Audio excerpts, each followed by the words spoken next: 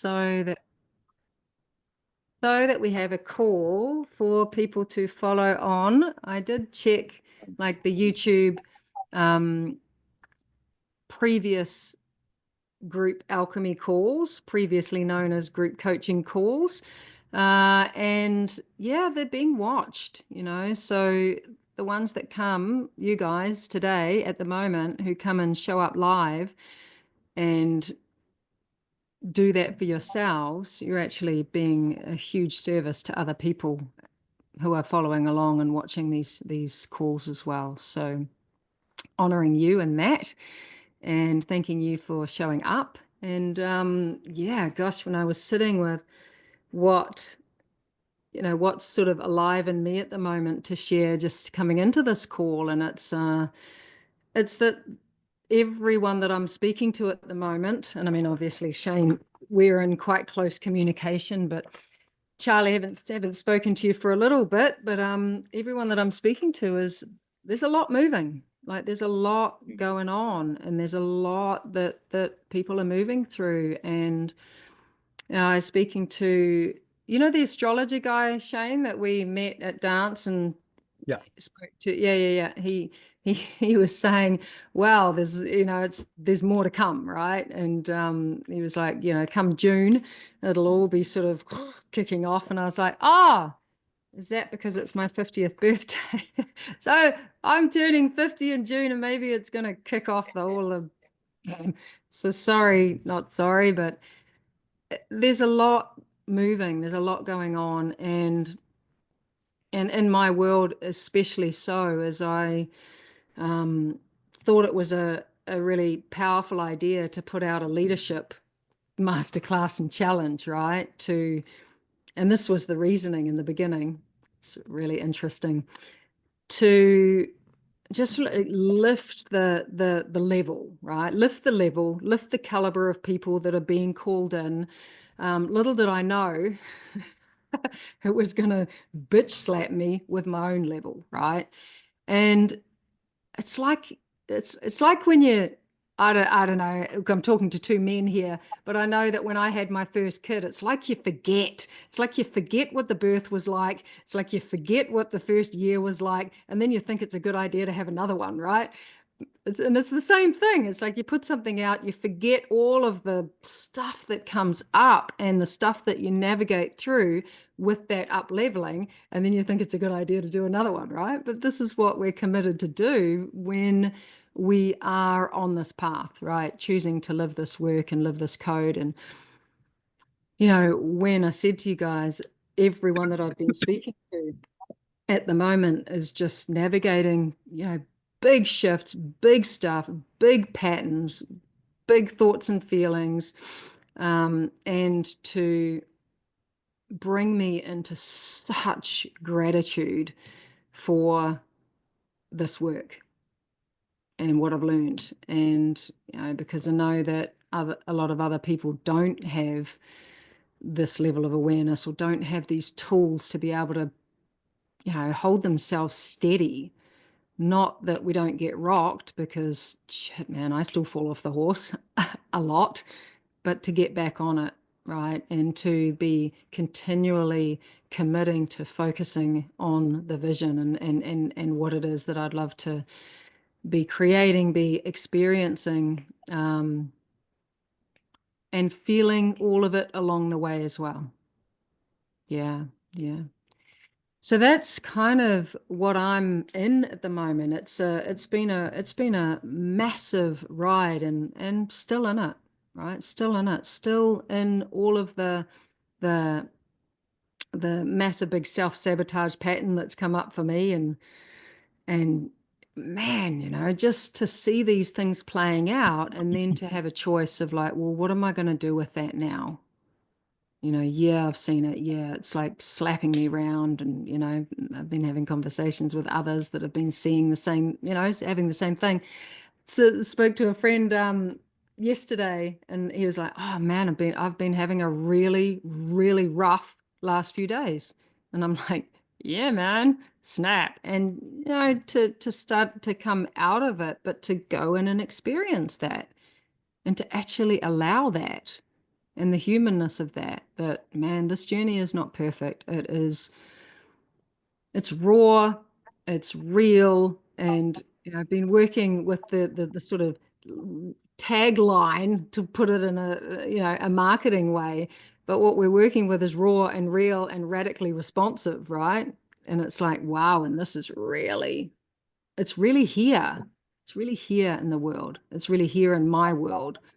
Um, so yeah, I'd love to hear your thoughts on what you're noticing, what you're experiencing, right? This is a call to really say where we are and be really honest about that and be really transparent and, feel it, and then find a different path, right? Uncover a different way, get some insights, um, shift the focus back to what we would love.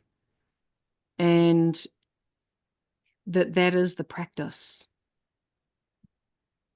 because otherwise we just keep creating the same old shit. Because that's the pattern, right? That's that's been the focus of where we've come from. Moira's joining us. Uh, to not realize there was another way, and that's definitely what it's been like. That has been my experience. To like, whoa, there's actually another way to be. There's another way to focus. There's another place to put my energy and my attention and my heart to follow it. Hey, Moira. Hey, sorry for my late arrival, It's okay. We've just but been cheers, everyone. Glad to be here. awesome. Lovely to see you. We've just been opening the call, and I was just sharing that I've been hearing from a lot of people that, yeah, they're moving through a lot of stuff. Yeah. And, you can go into energetically or astrologically or spiritually, in terms of what's happening with the planets and you can go into all of that. But there's a lot moving. There's a lot moving. So what's moving in you guys? Yeah, I'll I'd add agree to with that that. because I'm in resistance to talking. I'm going to mute you, Moira, just so that we get a nice clean recording. How are you, Shane? I'm not very well at the minute. Um, like, yeah, I've got a lot going on. Um, and yeah, like I'm at my fucking limit and I'm just fucking holding on and applying the fuck out of this work,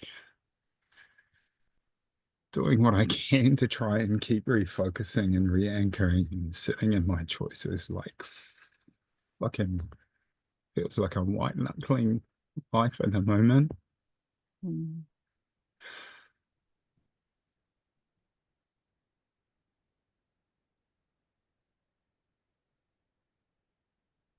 Created a fucking huge mess and I've hurt someone that I love.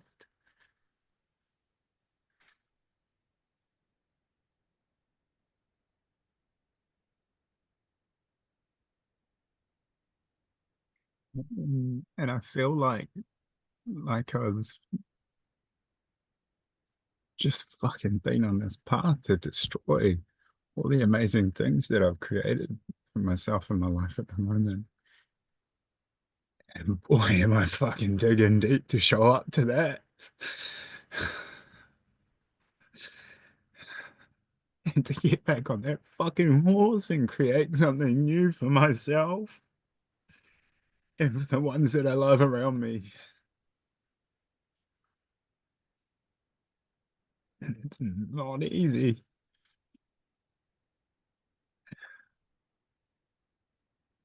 It was really hard to show up. I wanted to run and not show up for this today.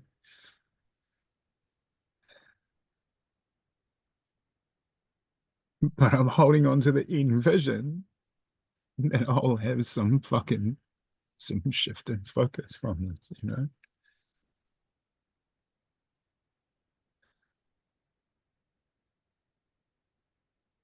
Oh, the moment. Like, oh, I just feel like I've got nothing left. I've been doing so much emotional lifting. Lifting? Just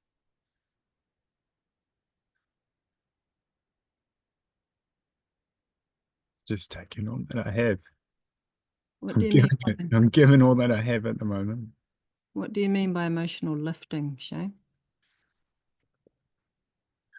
I don't know. Like, just lifting that, holding that in myself. Why do you need to hold it? Oh, I'm not. It's Yeah. exhausting. I'm fucking exhausted. I mean, I'm just, gently questioning because the lifting or the holding, it's like, containing. I've got to hold it in. I've got to hold it together. I've got to, and I mean, I know that you've been moving it, allowing it, feeling it. Yeah. And look, a couple of things that came while you were talking is around, wow, actually, they're actually very similar. They're actually the same thing, right? Self-sabotage. Yeah, I mean, I mentioned it as I was coming in the call that I'm getting absolutely sideswiped by a self-sabotage pattern, and it's the biggest one I've ever seen. It's like my old self-sabotage patterns would be um, fear, all coming from fear, but this one was different.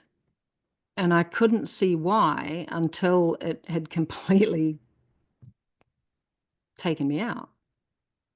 And I'm looking at things going, fuck, this could have the potential to completely fuck up everything in my life.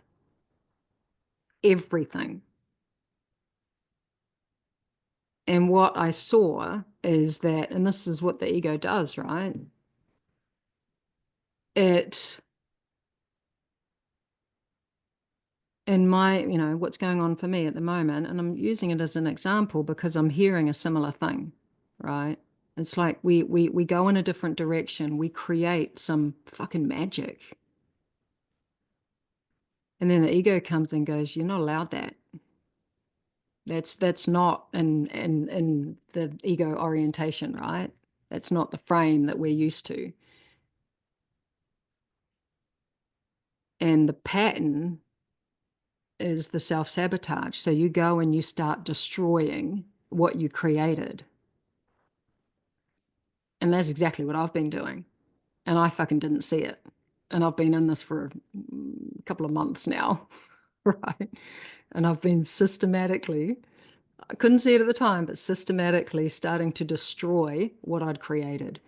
And the catalyst for that was success, right? Like things were going sweet. There were some fucking next level magic moments in my life. And then unconsciously, I was like, I can't have that. That doesn't go with my program.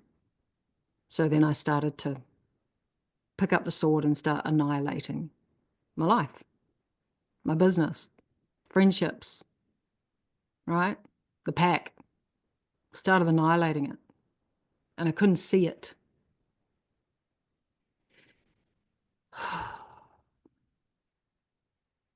And yeah, and it was like this is why I fucking have a coach, right?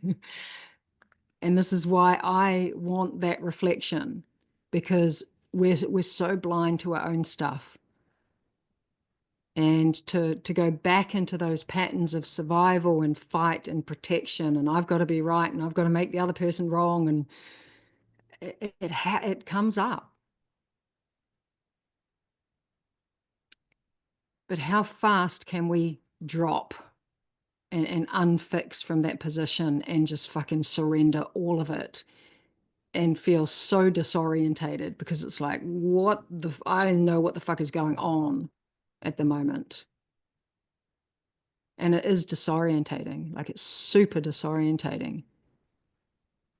Because now it's like, okay, now I can see what's going on in that victim orientation, but now where do I go and how do I reorientate when I'm in this kind of no man's land?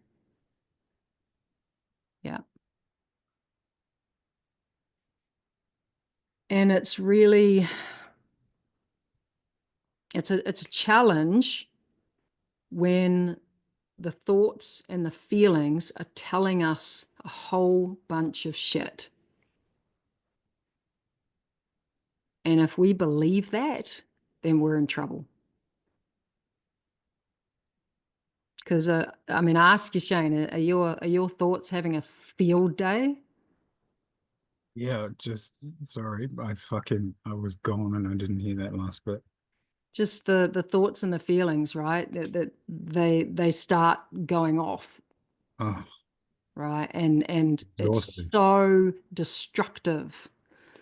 And really old ways of thinking and old ways of defining yourself and old ways of defining other people and old ways of defining the fucking circumstances, right? And what's happening. And then you're in that shit.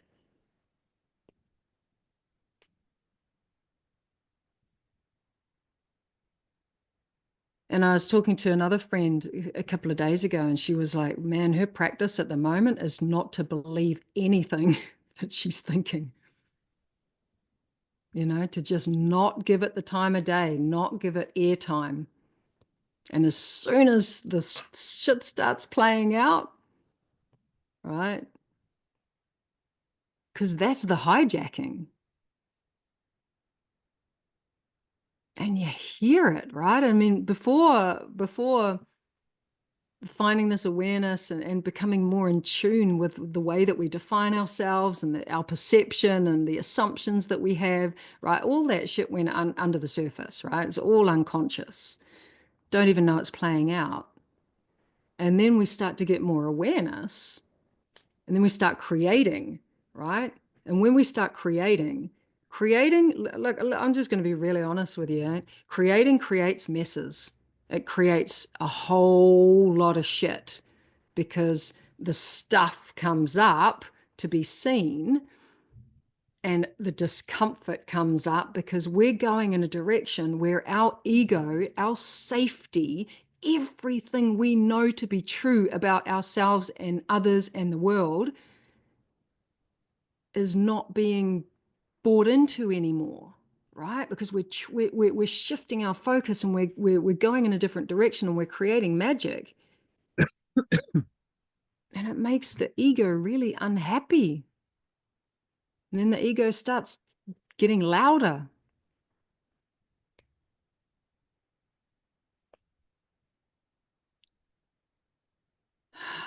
And it's really not comfortable. And the growth comes in packages that we sometimes don't fucking want.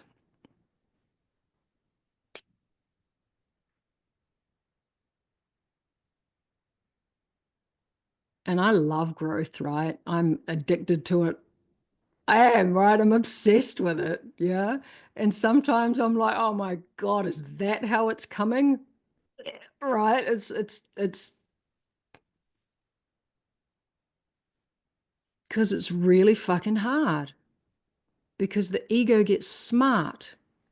If it can't get you with something that it's been trying before, it will try something different and it will come in a different angle and it will look different and it will show up differently and it will take you out.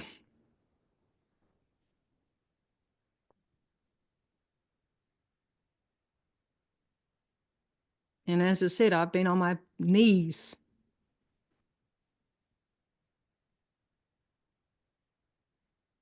the past couple of weeks.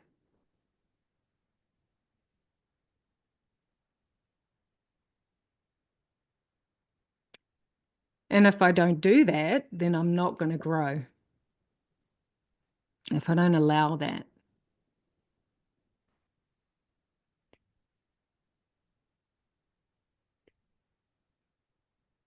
It ain't pretty sometimes, right? Nope. But if we keep buying into it, right? If we keep believing what our thoughts and feelings are telling us, if we keep indulging in them, if we keep giving them airtime, and it's like our practices become vital. Like I've been in meditation a lot over the last while to pull myself out.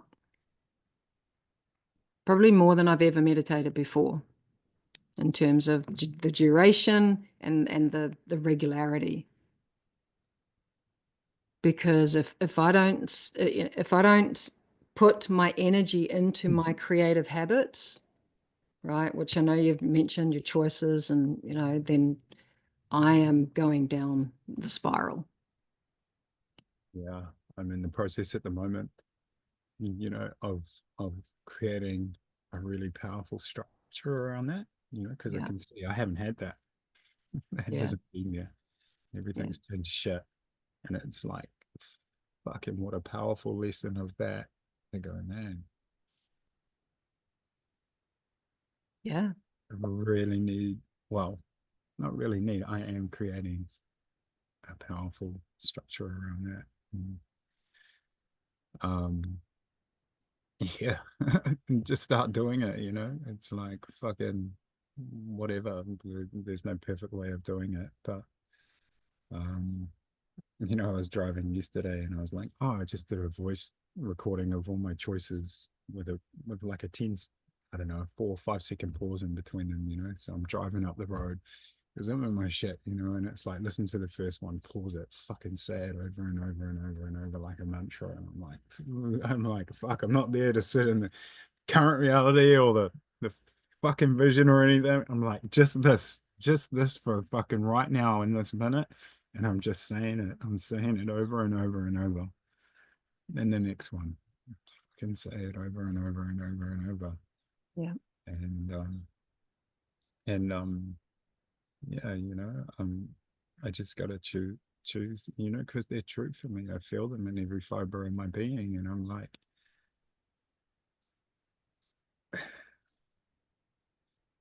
yeah, it's just sitting in it.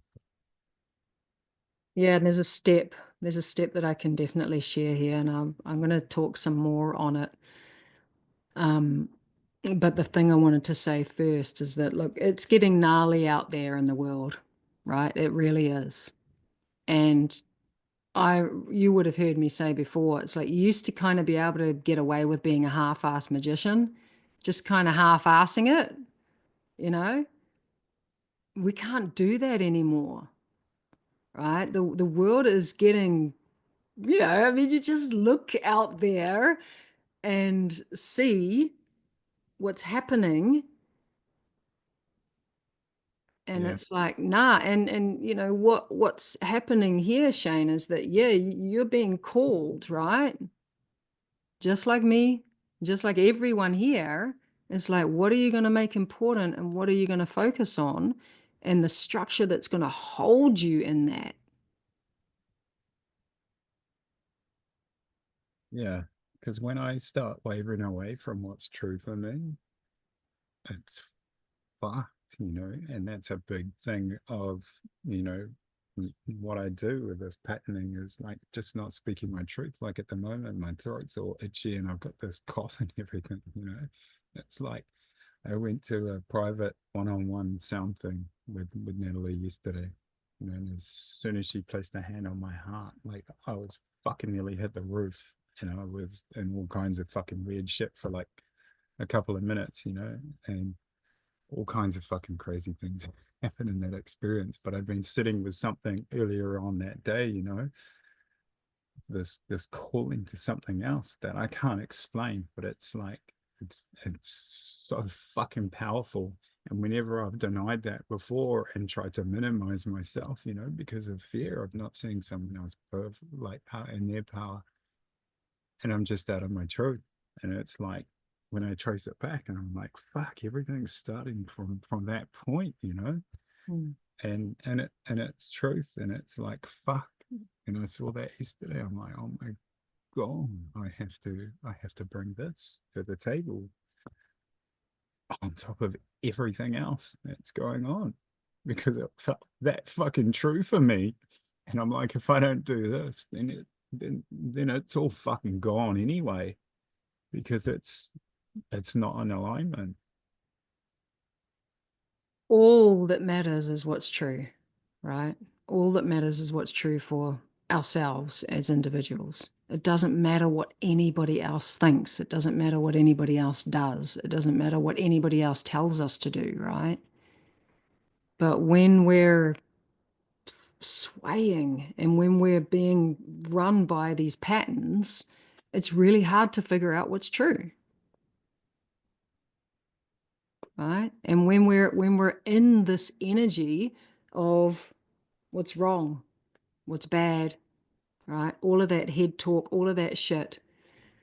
And that was the step that I wanted to share, because sometimes it's really hard to get from the victim and all the fucking head stuff to the vision.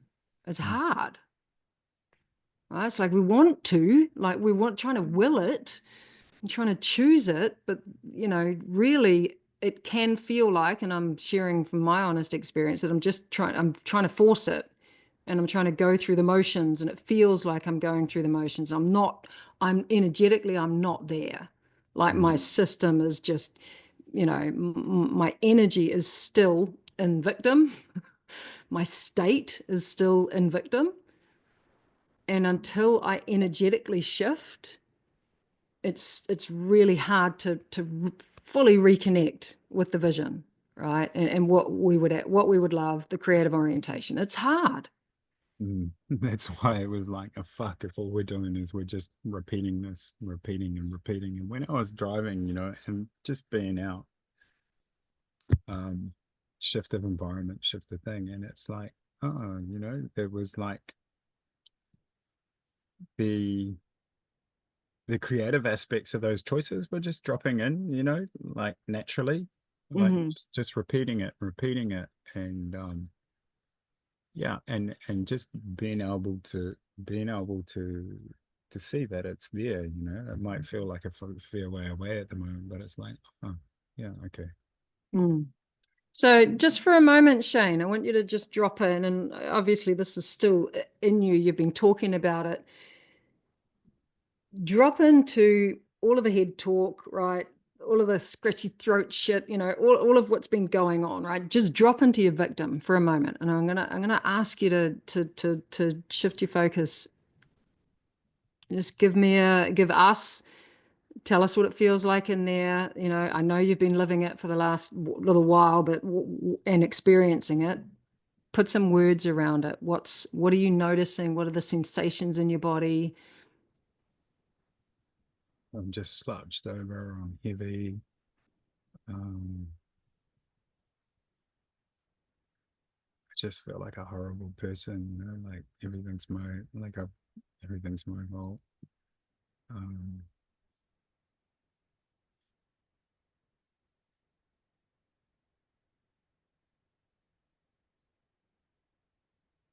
I just feel contracted. Like I just want to fucking hide.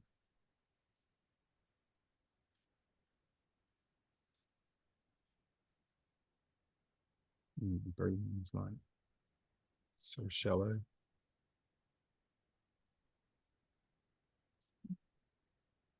That's shame. Would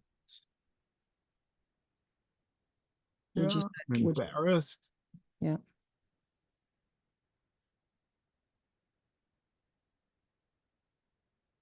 I'm ashamed of myself.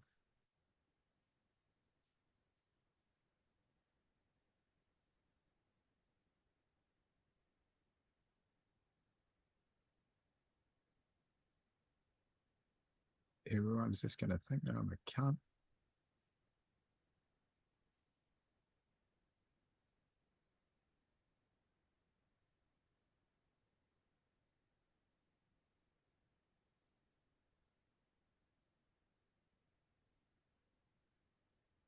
Okay, so just bringing in some gentleness and some compassion for yourself. And the four of us are going to send you some gentleness and compassion as well, along with all of the love that we have for you, for sharing yourself so openly. And I want to shift gears, Shane. Yeah, if you stand up and just move some of the energy, because this is what we do, right? Yeah. Invite the breath, invite the sound, invite the movement. Yeah, it's just setting the intention to move that energy through your body, shifting your state.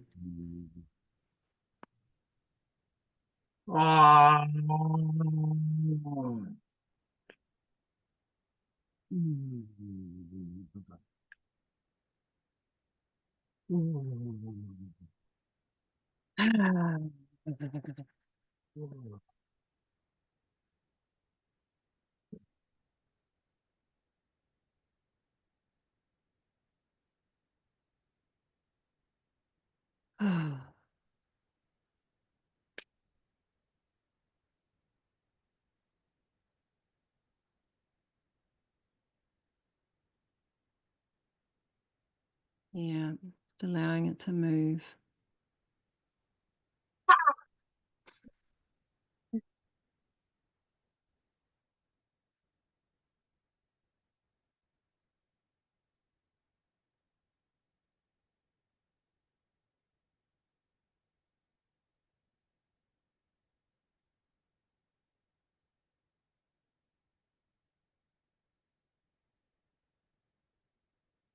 Hmm.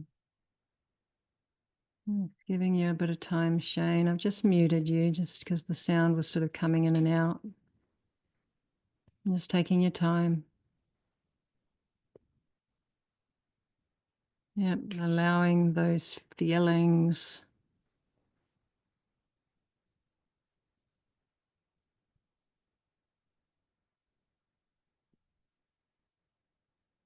Right, shame is a huge one, related straight back to unworthiness, right?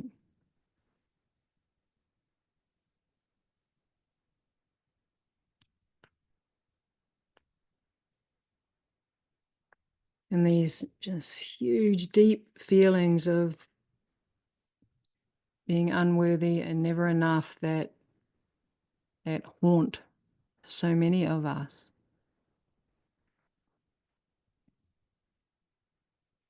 And we don't want to deny this, and it's not what we do here in this work and this code. Like we allow ourselves to feel it and to allow it to move out of our bodies so that we're not holding on to it and contracting and allowing it to impact our state.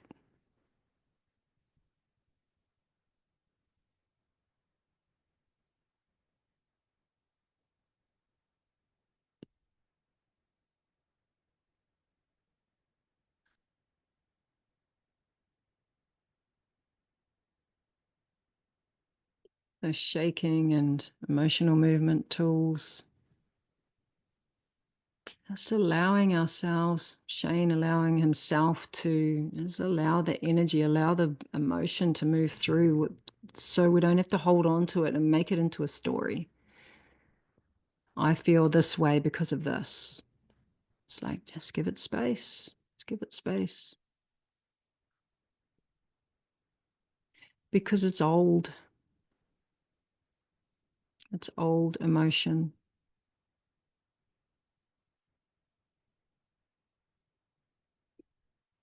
And when we think about how many decades of emotion that we weren't allowed to release, we weren't allowed to allow, we weren't allowed to allow. You know, from the moment we're born, we're told that emotion is bad. It's not okay to feel. It's not certainly not okay to express it. We have got a big backlog And then the universe gifts us these opportunities, these experiences to be able to clear that backlog, to be able to let it out.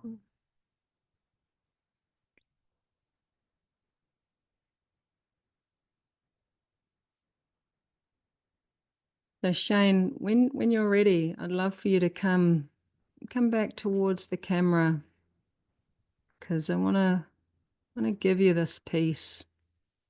And look, there's always more. There will always be more.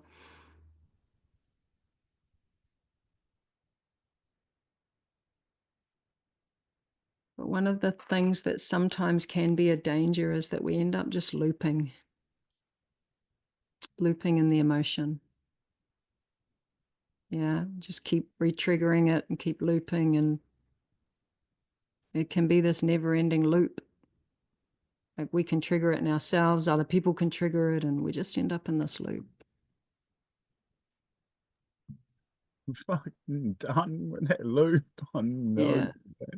Yeah. So what I would love for you to do, beautiful man, is I would love for you to open your chest. Yeah.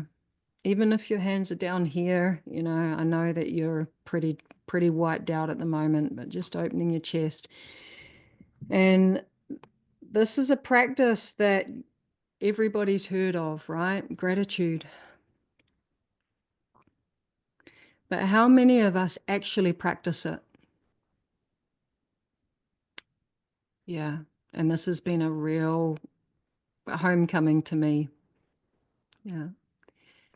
So I want you to, with your heart open, is to tell me what you're grateful for right now, Shane. And it can be the most simple things. I'm grateful for a body that moves. I'm grateful that I have food to eat. I'm grateful that I can breathe this air, right? Just start telling me what you're grateful for, because this is the stepping stone, right? I'm grateful for this moment right now. Beautiful.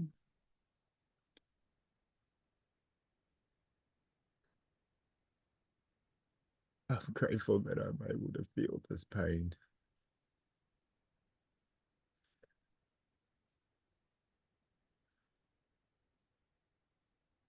What else are you grateful for? Sometimes we have to dig pretty deep and reach pretty far when we're in that state, right? When we're in the downward spiral. What are you grateful for? I'm grateful for myself. I'm grateful that I'm showing up here. Yeah, beautiful. I'm grateful that I got me. Doesn't feel like it. No, that's not the truth. Yeah, keep bringing it back to gratitude, brother. What are you grateful for?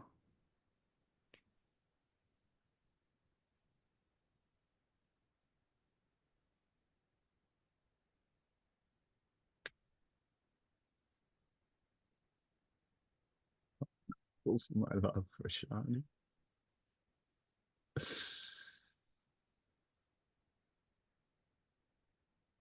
Yep, keep going. I'm grateful for this bus that I live in. Yeah, man, it's a pretty cool bus. I'm grateful for the community and the people here that I live with. What about It's just on great. Sorry, apologies.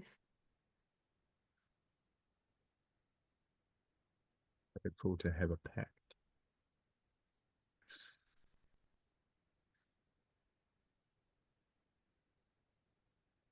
What else, Shane? What are you grateful for? Because I'm this is the way out. grateful for my flexibility. I'm grateful for my body. I'm grateful for I'm grateful for my body. I'm grateful how I can move and dance. I'm grateful for my movement. Um, uh,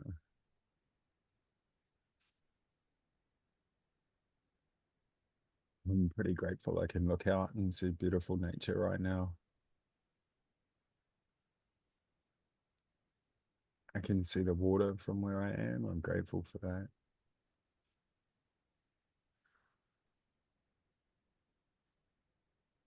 I'm grateful for everybody here in front of me being here today.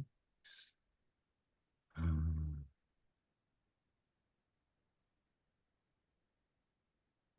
Grateful for my youth.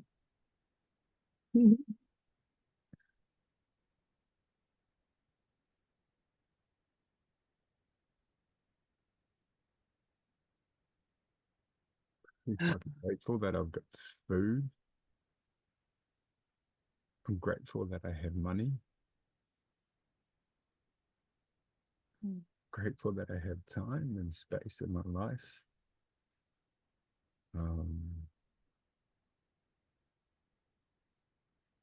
I'm grateful that I created that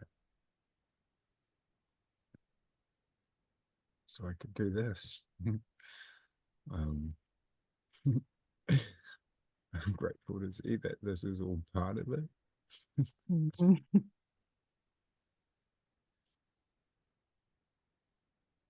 Um, I'm grateful for the curiosity that I have of what's on the other side of all of this.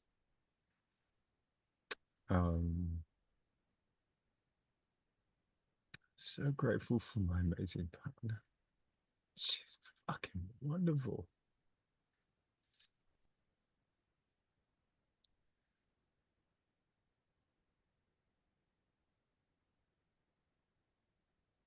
Um, I'm grateful that I get to go and do some work today. Um,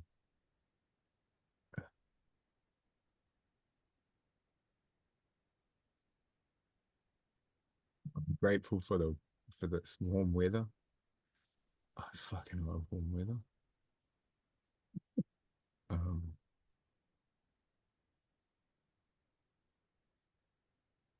I'm grateful that there's a fucking tidal river on the property that I live, and I can just go down there, be immersed in nature, and fucking get naked and swim, and there's not a person around for miles away, and that feels fucking amazing.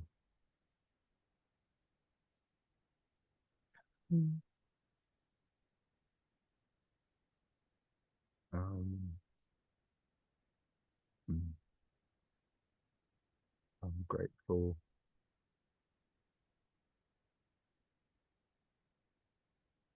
I'm really grateful for movement in my body. I'm grateful oh, for feeling for for feeling the opening right now. I'm grateful. I'm grateful for that. Um, yeah, grateful. I'm noticing that. Um,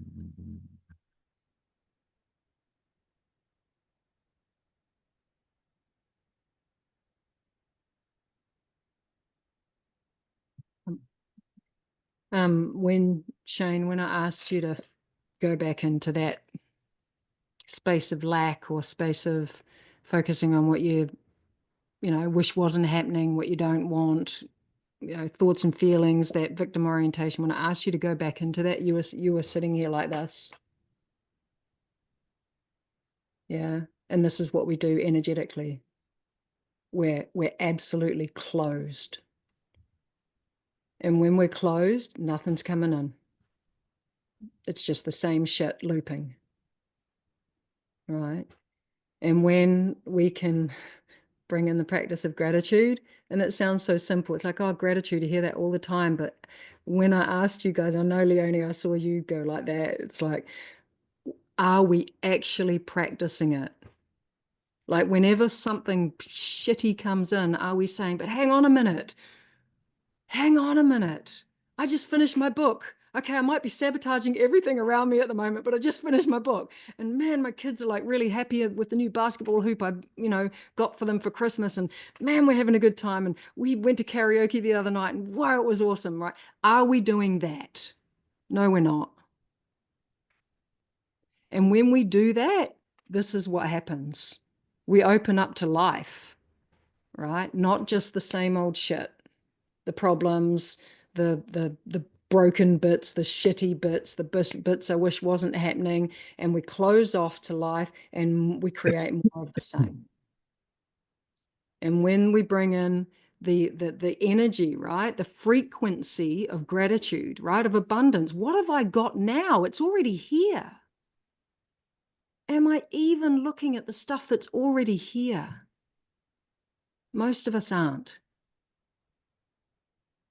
Because we're so busy looking at what's not, or what's wrong, or what needs fixing, what needs sorting. Right? And we just go back into that old way of being, that old orientation. Right? And that gratitude step, when you're really in the shit, right? When you're spiraling down the hole, can get you back on the horse, right? So that you can start focusing on the vision. Because if you're trying to focus on the vision when you're like this, it's hard, hey? And it's the fuck, it's so disorientated. It's like, I know that, focusing on the vision is going to help, but it's like there's this thing that's happened, and it's like, oh, we need to fucking fix it, or like not bypass that, and it's like, I can see the looping there. I mean, I think there's a danger that we can do that and say we're bypassing it. Like if we're calling ourselves to focus on what we love, that we're bypassing what's happening over here. We're not honoring it. We're not feeling it. We're not being heard in it. We're not being seen in it. But the focusing on the end result brings us back into gratitude. It brings us back into love. It brings us back into what we want, what we would love to be creating, and that starts to reconcile, starts to naturally and organically shift the stuff that's happening over here. But the trap is, no, you have to sort this first. You have to fix this. This has to be okay first. And here's the news, Shane. It may never be okay. It may never be okay. And then what are you going to do? You know what I mean? Just keep slogging away, trying to understand it and trying to make sure everything's, right and good and perfect. And it may never be. It's like, well, what do you do then? Because your focus is in that space, right? By shifting it over here, it's like, yeah, man, I'm so aware that this is happening. And it's connected to the past, right? Yes, we know, because we're upset about it, right? That's the red flag. If you're upset, you're in the past. This is old stuff. This is childhood wounding. This is old patterns, deeply imprinted shit, yeah? Are we going to stay there? That's the thing. Or are we going to use creation to naturally and organically heal what's happening over here? Right? Bypass is a different thing. Bypass is, I'm not even going to feel that. I'm not even going to look at it. I'm not even going to go there. Right? Positive affirmations, happy days, fun time, right? That's not what we're doing here. Can You you know, just we're say like, that phrase again? Using creation to naturally. so using creation to naturally and organically heal, right? Shift, evolve, because we're coming from the energy of gratitude and love and creation and vision, right? Creator energy, which just it dissolves the stuff that's happening in the victim, right? I mean, you've heard that saying, you can't solve a problem in the same energy that it was created. It's something like that, right? You've got to bring a different energy. You've got to bring a different frequency. And when you're in gratitude, man, you're kicking ass. It's like gratitude can help you get back into the creative orientation, because if all you're looking at is what's wrong, and you're deep in shame, right? And you're deep in guilt, and you're deep in all of these emotions that link you to your victim orientation, then you're going to stay there unless you find your way into a wholehearted place, Mhm. right? And sometimes it's hard. But gratitude is like, man, what am I grateful for? Holy shit, I'm alive, for one thing. I've got this work, which is, man, it's been like a lifeline for me over the last little while. And I'd be lying if I said it hadn't been a lifeline in other scenarios and circumstances and stuff that had come up, because this is the battle of evermore, right? It's funny. I had a little intuitive hit of that the other day, to bring that in, and I didn't bring it in. Why? Fear. Yeah. Fear, resistance, the ego talking, nah, you've got to sort this stuff out first before you're allowed to be grateful. Yeah. It's yeah, it was a strong intuition, and I was scared to bring that in. Um, yeah, because of the way that it may have been perceived, that it was trying to bypass what's happened. Um, mm, So for the rest of you lovelies on the call, I know you're driving, Larissa, but I'd love to hear, just bring yourselves into the chat box. I know we're working quite deeply with Shane here, but gratitude, right? Is this something that you are practicing? Like really practicing? It's something that we hear. It's something that people bang on about. Oh, you need to be grateful. You need to have a gratitude practice. You need to have a gratitude journal, or whatever you hear. But are you actually doing it?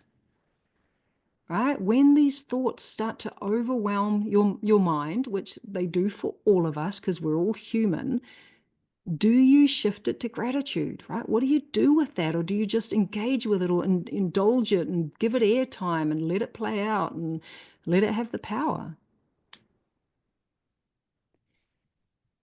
But yeah, Shane, this is part of your pattern, right? It's like, no, I have to stay here and I have to fix this, because I will be seen as bad if I try and bypass this, right? And pulling you back into that shame cycle, right? And you're not alone. Holy shit. It's like that bypass. It's like no one wanted to look at the shadow. No one wanted to look at the darker places of where the shame lives, and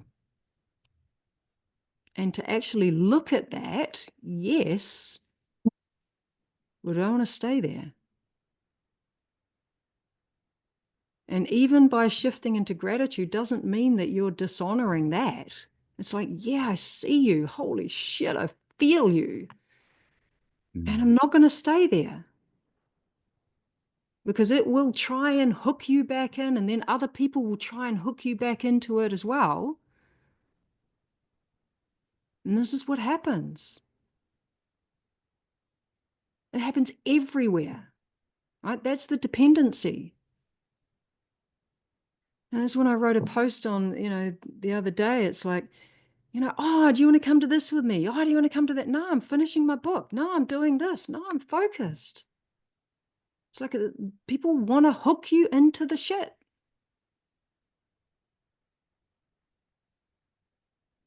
And you can go there and you can stay there, but I don't think you're having a very good time, right? It's like go and you feel, allow it and give it space, but don't stay there.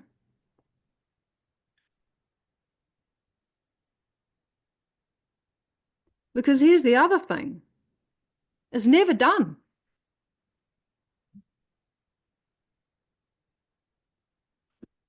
Decades of emotion coming out. As I said, we got decades of block trapped emotion that, you know, we've been pushing down for so many years since we were small kids.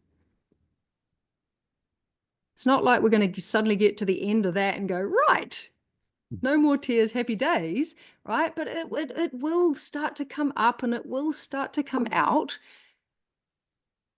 But if you wait until you've got it all out and you wait until that side of you is totally fixed and totally worthy and totally good enough and totally all this and totally perfect, you will never create what you love because you'll just be in the loop.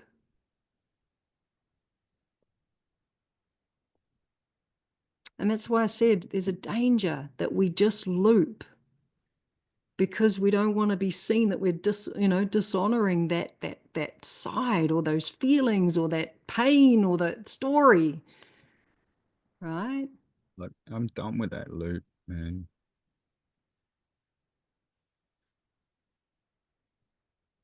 Cool. But I do need help. Wow. Gratitude. Gratitude to bring you to the vision.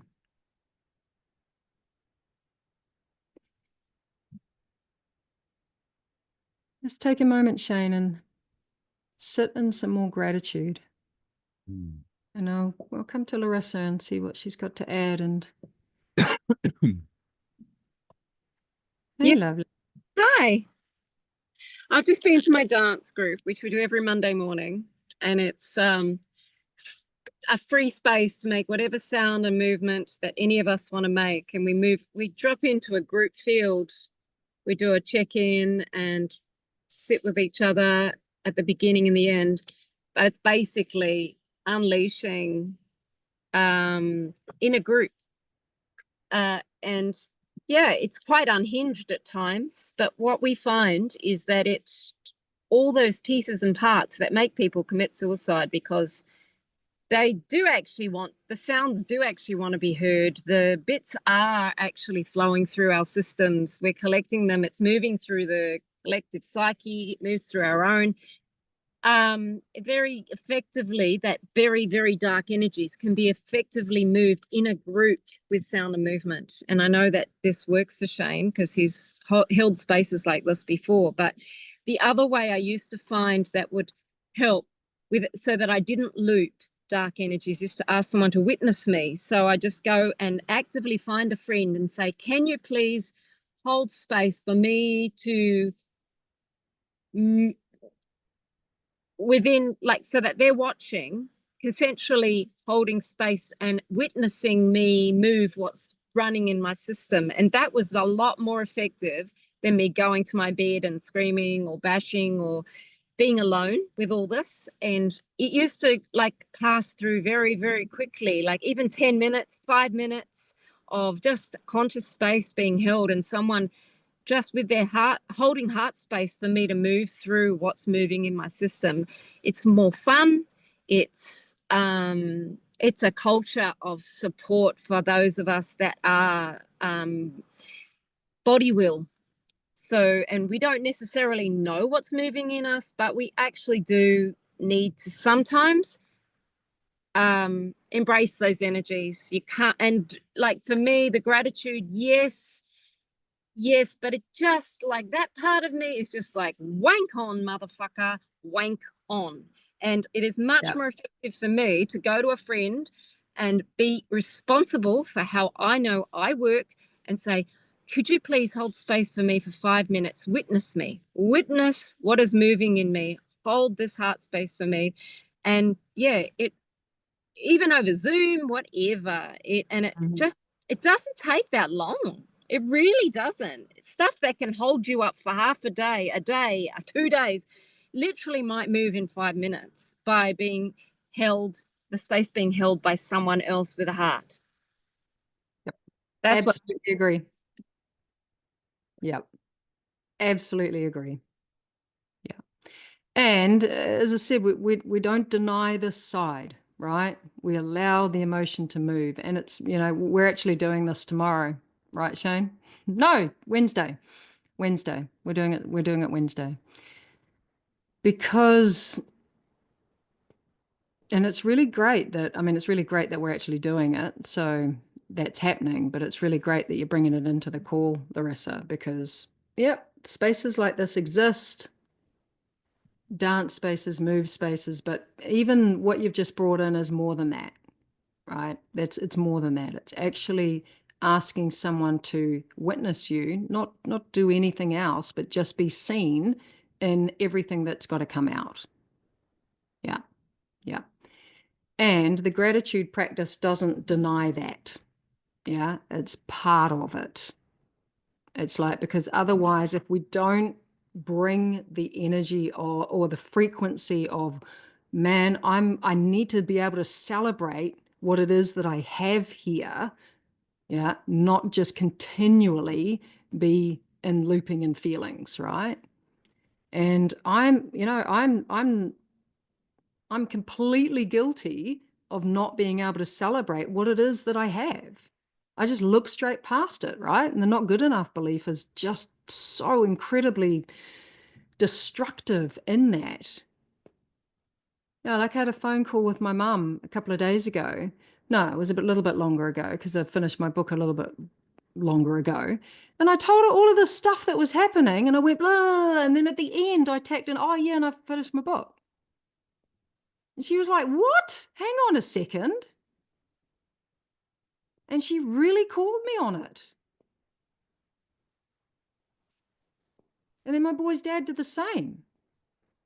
And I don't know whether it's because I don't have it in my hand, like it's not a physical thing yet. It's kind of still in the, intangible. But this thing's been going on for 3 years, this book. And an off the cuff remark at the end of a phone call. We don't celebrate what we have and what we've created because we're so busy fixated on what we don't have and what we wish wasn't working and the shitty bits. So yeah, absolutely agree. Like, move that energy. It's a huge part of this weaving of what we do here in the pack. Like, allow that shit out. Yeah, I can be available for you, Shane, if you just want to have space to be witnessed. I can actively witness you. I'm just at home doing cleaning and clearing my house for the next couple of weeks. So yeah, hit me up. Yeah, your name has been on my list of contacts to reach out Beautiful. to. I've done a lot of them and I've been in resistance. Beautiful. Probably because I've been making it fucking something bigger in my head. Oh, your poor emotional body, seriously, give that being in you some respect. Seriously. And take some action, because you can't sit there forever. You'll get sick. Yeah. Yeah. And gratitude for myself, because I have been taking big action on that and allowing stuff to move through and all of that. But it's as Jack says, it's like there's another side to it as well. Yeah, it's both. It's both, guys, and it's holding both. And the moment we lose one, we're not holding both. Sounds so obvious. Wow, so profound. The moment we lose one, we're not holding both anymore, right? Yeah. We want to be able to hold both. I totally agree. It's like when I'm actually clear and present, I'm in awe of creation. I'm in awe of my life. I'm in awe of myself. I'm in awe of every fucking thing. Like, I'm in that space of, whoa, this is amazing. Everything, the plastic in my car, everything, and so I know that when I'm not in that place of awe, that there's something going on in so I do agree that gratitude important. Yeah, but I do also understand, Shane, that, and I have to say that sometimes it's just not fucking possible. It's not possible. And in those moments, you're in the deep shit, and that's when something else can help. Yeah. So I'm giving you something anyway. I'm giving you a lifeline for that, for those moments and it's sometimes literally, my experience is it only takes maximum 10 minutes if you really deeply drop into what those really dark, heavy spaces, you know, in your body.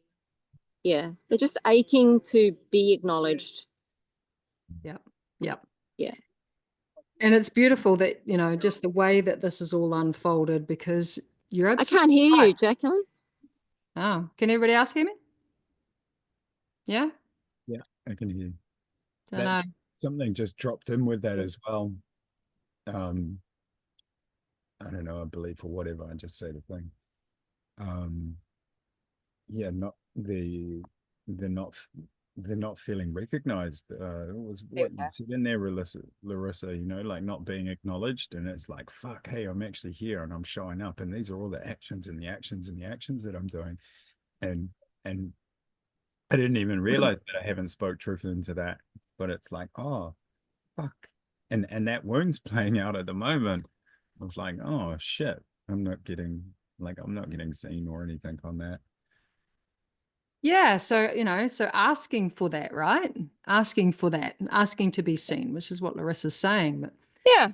what I wanted to share was, you know, it's a beautiful piece that this is unfolded into, because when we can't get to it on our own, you know, if we're doing emotional movement tools and, you know, we're taking as much responsibility as we can, and we can't get to it, Yeah. right? Because I had some really deep pieces that unfolded or were revealed to me a couple of years back, and that's exactly what I did. Right. And Tony was the one that supported me, and he's going to be the one that supports us as well. Right. So the other thing that I wanted to say is, look, when we're here and we're doing this work and we're living this code and we're choosing not to distract ourselves with social media or resolve our tension with alcohol and drugs and all of the other things that, you know, can make life more comfortable, you know, less sitting in less of this kind of tension. You guys get what I'm saying, right? When we are opening ourselves up to really feel this stuff that we haven't allowed ourselves to feel, or that humanity as a whole hasn't allowed itself to feel, then we're going to feel it. And we're not just feeling ours, we're feeling humanity's, right? And we're doing that work for humanity.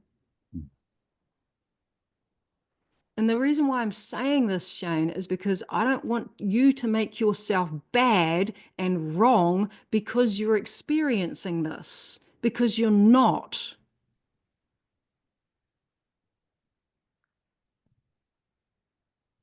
Right? It's not bad and it's not wrong to be navigating through this stuff. And that can be tricky when you've got a whole lot of shame that's sitting there, right? Yeah, it's like when it's outside of, you know, all that shit, you know, the shame and all of that.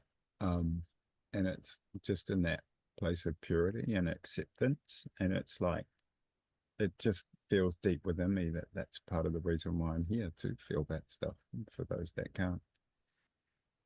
And when I'm in that lens with it, it's can be quite a beautiful experience. Yeah. Deep service that's kind of unseen and unknown about. Yeah. Well, it takes the story out of it, right? It takes the shame out, like that you're bad, because that's what shame is, right? I'm bad. Right? Guilt is I'm doing something bad, right? Shame is I'm bad. There's something bad about me. And when you're in service, Yeah, and there's a lot of shame at the moment, you know. yeah, but hang on a minute, Shane. When you're in service, right, you're looking at it through a different lens. Yes? Is that's what I heard you say? Like you have a different experience of it, because if you're feeling this for humanity, right?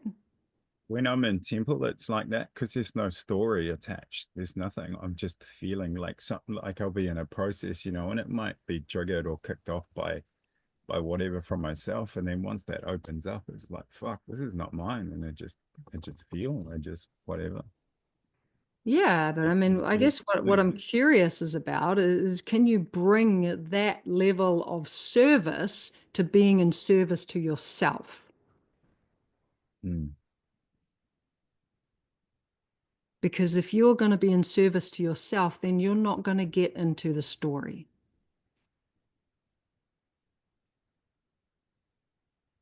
Right? So what I'm hearing there with that is just feel without story. Yes. Yeah. Yes. That is it. Just feel without the story. And it feels like I've been doing, well, exactly that. Like there's fucking story that almost comes in, in between those times. Yeah. But yesterday, the experience that I had, it was like, in this one-on-one session, it was just pure feeling, and I knew it in that, and I'm like, fuck, this is way more than just me or me and right now. Okay, so I've got a question for you, and I think this is what I'm hearing. Can you tell the difference when you're feeling with story and when you're feeling without it? Yeah, because Okay. when I'm dealing with story, I'm like sad and all woe was me. When I'm just feeling, like when it just spontaneous, it's like there's just this burst and this crack, and it just like fuck, it's a beautiful feeling. Um, it's hard to put it into words, really. It's just like Are you guys getting it? You guys there's getting no what he fucking means? there's no Yeah. story there, There's no story. just pure. I don't even need to understand it. It Yeah. just is. Yeah. Because you're not getting hooked in under the story. Yeah, Moira, that's exactly it. Like my big boy used to go to my little guy. How does he just like move through this stuff so quickly? And I'm like, because he doesn't attach to it, right? It doesn't make it all about him. He's just like allowing the feeling to move through. Yeah, Yeah. sometimes it's not that pure. Sometimes the stories play out like a movie, but you can still, if you're moving and sounding and your focus is there, then eventually they clear. But it's not always as pure as that. Like this messy stuff is, it does sometimes come with a movie that plays out, but it's about not actually investing in that movie, coming back to the focus being the sound and the body. And yeah. Yeah, no, Yeah, of course. I mean, that's what we're saying here. But you just don't go off on the story, right? Don't indulge in the story. Just allow the feeling. yeah, yeah, when I feel myself starting to go into this thought, because normally it's like I'll just be lying down, and I'm just like, just focus on the breath. There's nothing, just the breath, and then a bit of Yeah. story. And then when I go into the breath, and it's always on a deep exhale and that peace, and then it's like, then my body just fucking Yeah. reacts, and And emotion comes out. and we don't want to make the story bad either, because then Mm. then we've got like, oh my God, the story's like the devil, and like we have all these stories, of course we do, but when we can start to separate them from the feeling, right? Just allow the feeling through without having to attach it to a story and make it mean a whole lot of stuff, right? Then there's such a freedom in that, because it's the story that hooks us back into there's something wrong with me. I'm not good enough. I'm not worthy. I don't belong, right? And then and then we're hooked, right? But yeah, we all have stories. We all, get um hear these things. Yeah, have to accept that we're human. Exactly. It's like this is the humanness of us. And then we get to a point where we see the story and have a choice of whether or not, well, am I going to keep telling myself that story? Right? Like, and I wrote a whole chapter on my adoption in my book, and it's actually brought up a lot of stuff, right, that I've been moving with, because this is what happens. And I write in this chapter a whole story, right, about my mother. And then I write underneath it, and do I know any of that's true? No, I don't, because I've never met her. I've never met my birth mother.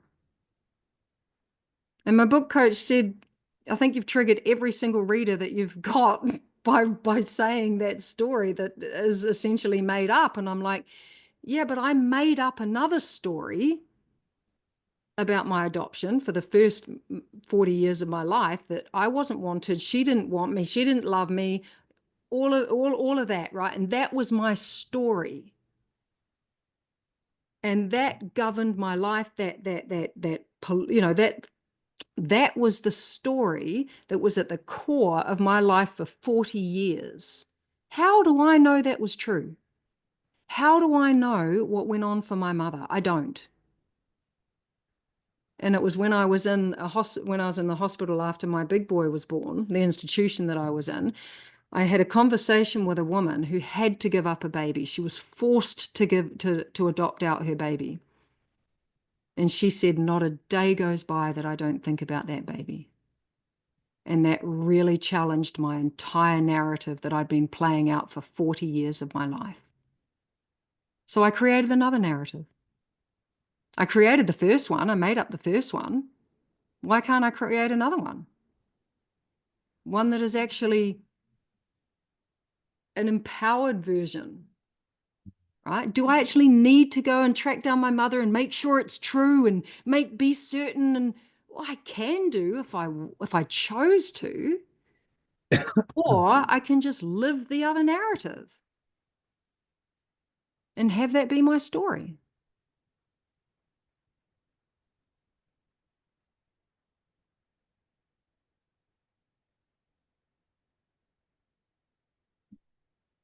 So it's just about whether we allow ourselves to be human, allow ourselves to feel, allow ourselves to have the stories, see them, right? Go, oh my God, there I'm going down on that one again. Right. Am I going to choose that or not? So everything that we've shared throughout this call, right? The moving of the energy, the breath, sound, and movement, right? The support, the witnessing, the being seen in it. Because I know that when I started moving grief and I started actually having someone in front of me and my eyes were open and I was in deep grief, that was an incredibly powerful process rather than curling up in a little ball, crying it out, you know?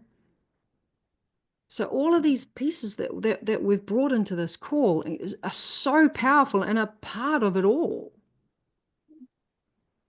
because they help us change our state so that we can celebrate life, so that we can be in the innocence of life, so that we can create life.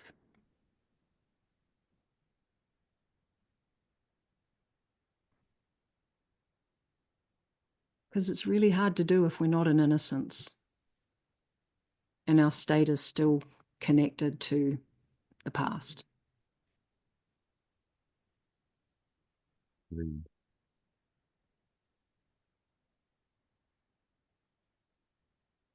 So it's all of it, right?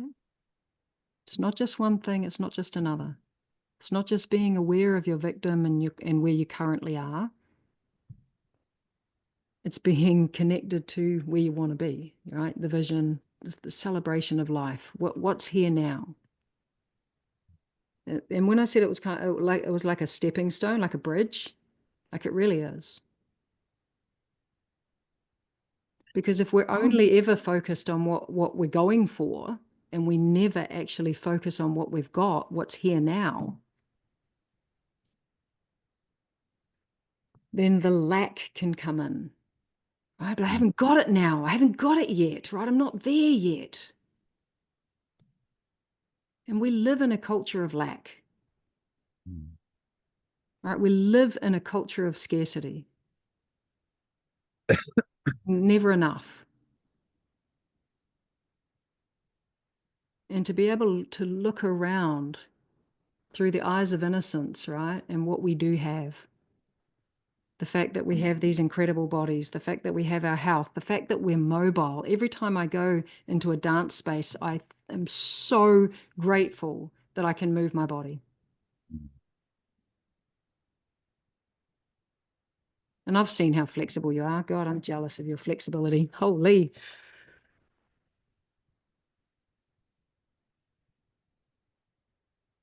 So we just don't want to be stuck in one or the other without acknowledging and being present with that whole journey, right? Our victim orientation, our humanness, all of the dark side, the shadow, right? Our creator, our vision, what we would love, right? And the presence of the moment. What's here now? Innocence, celebration.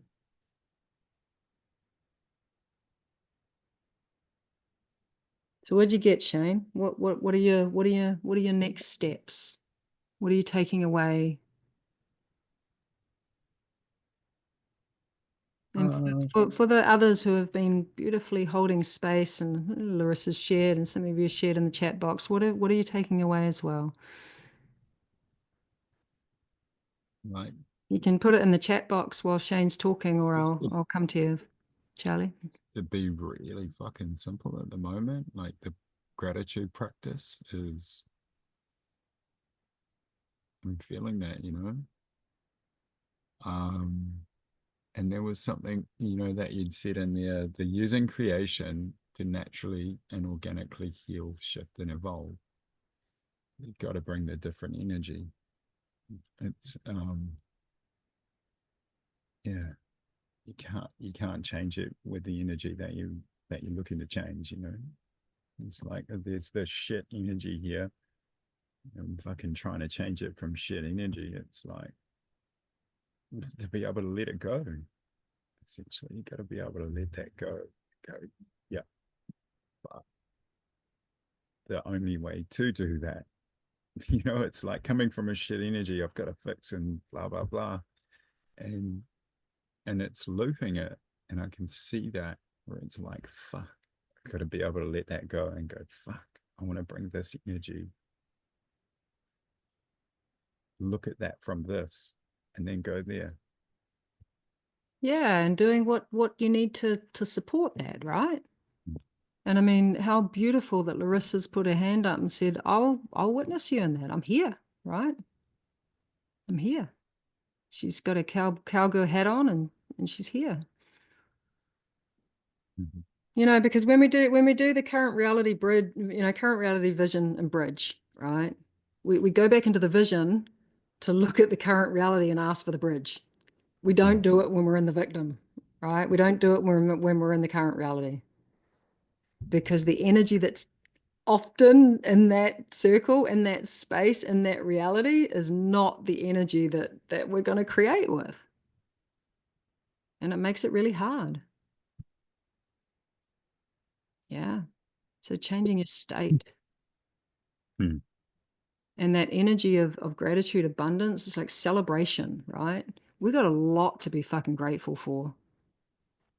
Yeah, and it's, you know, it's a strange thing. It's seductive to try to fucking hold on to it. But you know, like even before finding this work in the pack, once I started to learn embodiment practices at at the yoga shop with my friend and her yoga studio, because we did so much about changing state, you know, and vagus nerve and breathing and all that sort of stuff. And everything was, you know, being able to change your state.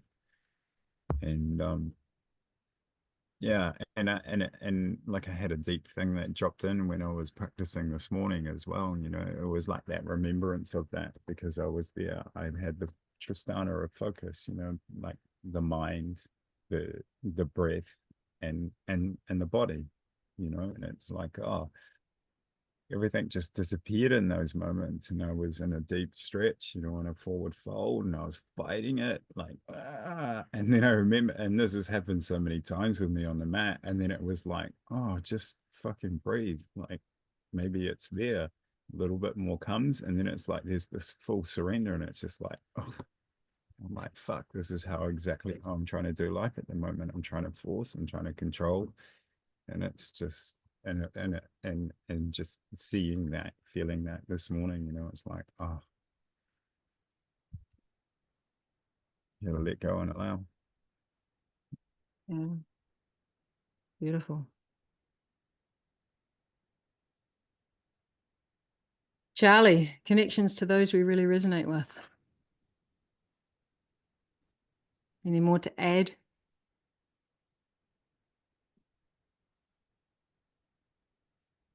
I can't hear you, love. Right, I think I'm unmuted. Yeah, so Shane, I don't know whether you got the direct message, and it may disappear otherwise, but I did direct message you early on in the piece as well, just to say, reach out. I'm here whenever, however. So I want you to know that. So I'm saying it out loud now. Yeah, I'm getting a big thing. We've had 2 suicides within the last 2 or 3 weeks on the island. Larissa will probably know about that. And everybody always talks about what a great community it is and what a strong community it is and so on and so on. But actually, if we're not connecting outward, then it makes very little difference until after the event when everybody goes, oh my God, that was terrible. And that's nobody's fault. I'm not saying how it should be different. But the other thing is, yeah, so personally, I'm taking on who do I actually really want to connect with? Because you can know lots of people on this island. You wander around and everybody goes, oh, you know lots of people. And I've talked to a few people and said, so do you have friends on the island? And they've said things like, no. And it's because we don't, part of it is we're frightened to be open in a place where everybody wants to know everything about everyone. So, and the second bit is that, yeah, people are assuming that we're sort of connected, but it's not necessarily that there actually are those very real, deep, personal events that can all be a bit superficial. It can be a bit on the surface. And so I've started making a list of the people on the island that, and off the island as well, really important, who I really resonate with and who I really want to keep building connections with. And I'd like to talk to you, Jacqueline, either after this or some point fairly soon about the land idea. I have no idea where that's going in your mind, but it's in my mind still. And yeah, I just think there's a lot going on in the world, as you've said, and we're not necessarily equipping ourselves to carry on doing anything new so that we're in less isolation. So I feel for what's happening at Tumanako. Someone on the island tried to get things going and can't because of different reasons and so on and so on. So there's a bigger picture piece for me that I really want to also, because I read something today, if all we do is focus on all the things that are bloody hopeless that are going on, appear to be hopeless going on, we're not going to actually have any impact. In fact, that's where we dissipate all our energy if we're not careful. And so I notice that if I'm not careful, I hang out with moaning old men and I can become one of them. And I absolutely hate it. Do not want to be in that group. So I need to get into other groups and the people who are actually already doing something that, because if we don't support one another in that, then we're all trying to do our own personal creations. But nothing wrong with that. But actually, I'm asking, putting out for community creations. And then what are the communities that we're prepared to commit to? And so your bit on leadership, because I've been saying for a long time, I don't want to create anything new, big. I'm happy to be a lieutenant to help people doing things. But yeah, maybe the whole leadership piece is fuck it.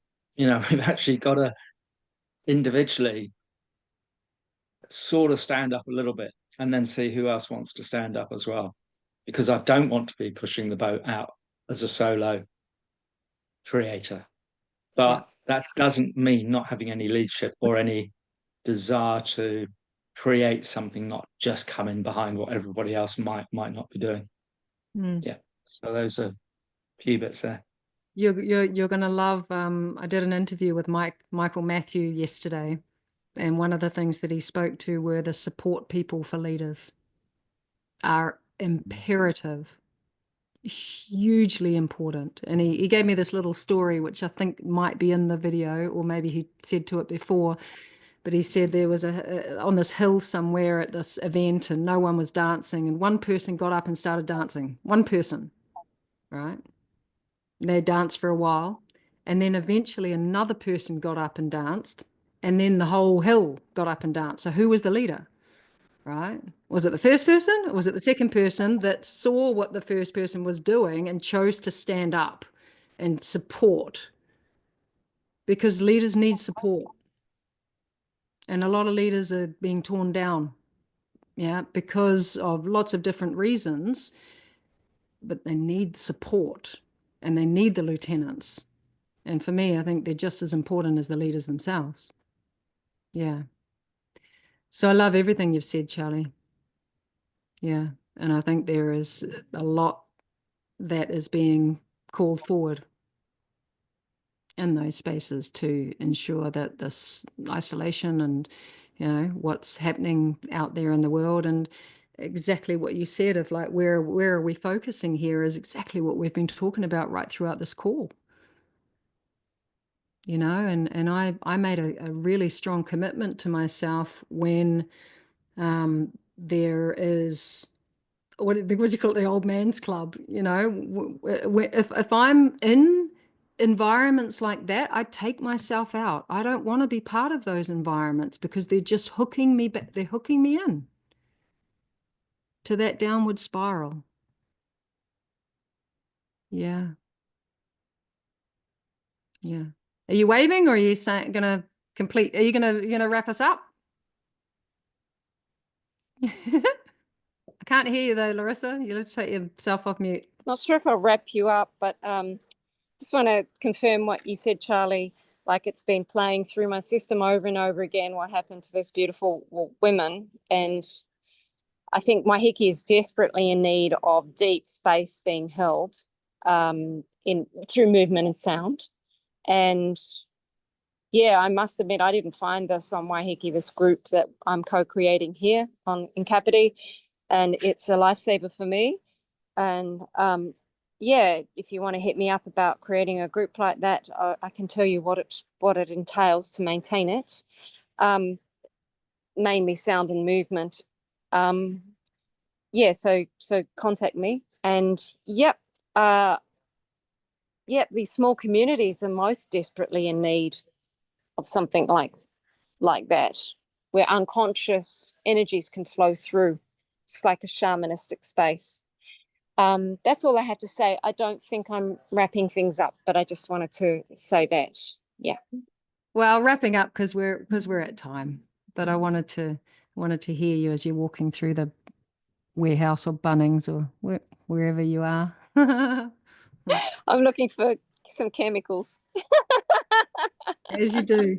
Well, it's been wonderful to see you, Larissa. It's beautiful to have you on the call. And thank you for everyone that's shown up, right? So that we can have these discussions, so that we have a recording, so that other people can benefit from these sessions as well. Because we've spoken about a lot today, and yeah, there is a lot going on. I'm aware of what's happened on Waiheke as well for both Charlie and Larissa, Charlie's still there, Larissa, who has been there. Yeah. And I don't know one of the people that you've mentioned, but I definitely know Ariel. And yeah, so yeah, it's being felt, right? It's being felt. Yeah. So, you know, this is what we're here doing, is to invite ourselves into that upward spiral, right? Because then we're bringing that energy out into the world. Yeah, and it's not always easy when there's a lot of that happening. Yeah, and that's why when I started calling it a code, right, it is a code. And there are values that we have, and there are principles and premises that we choose to live by. And if we're choosing to live by them, then we live by them, right? And we really hold them close. And look, I am not immune to falling off the horse, which I share with you guys a lot. I am not immune to making my thoughts and feelings real, right? I'm really not. And we choose to recommit to these principles and premises, because otherwise we go down. And when we're here serving ourselves, we're serving others, right? And that's what this leadership masterclass challenge combo that's coming up is all about. Where are the principles and premises? Is that what you're asking, Maura? Yeah, they're through the work. They're through the workbooks. They're through the trainings, through the programs. Yeah, you would have got some of them in the challenge as well. On the worksheets, we have premises. Maybe we actually need to do a values and principles and premises document. I know you started one, Larissa. Maybe I'll look into that, and we'll actually get a formal freaking Wolfpack code book. I'd actually really love that. Yeah. And I can go off the guide that you've already started, Larissa. That's amazing. All right, beauties. So thank you for tabling that, Moira, because yeah, that's got to happen. That's got to happen. Well, you're just joining, you're just coming in, right? You got level 1, level 2, and there's lots of principles and premises and values in there that you will find. So yeah, hang in there and I can guide you. I mean, you'll find them in the workbooks. So we will close, but I will get a workbook, a code book. Let's call it a code book. Yeah, well, we'll put that together so that we all have access to what it is that we are committing to, that we're choosing to live by, that is going to be the structure and the backbone that we move in the world with. Yeah, because I know that it has been a massive part of the reason why I'm still here showing up doing what I love, and haven't been swallowed up in my own version of the downward spiral, right? I do dip my toes in there. Sometimes it's a full body plunge, but you know, I do pull myself out. And the reason how I do that is through the code, right? Through these principles and premises. So cool. I will get that started. So what I would love to do is thank you and honor all of you for your time, for your presence, for your sharing, your vulnerability, your space holding, right? Your choice to show up onto this call. And I would love to invite you off mute so that we can come together. We can bring our voice and open our throat chakra in a beautiful connected Wolfpack yowl, because it's an important part, right? We are here doing this together, and this completes our call from that space.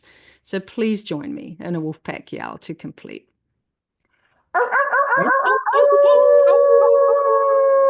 Give it some volume.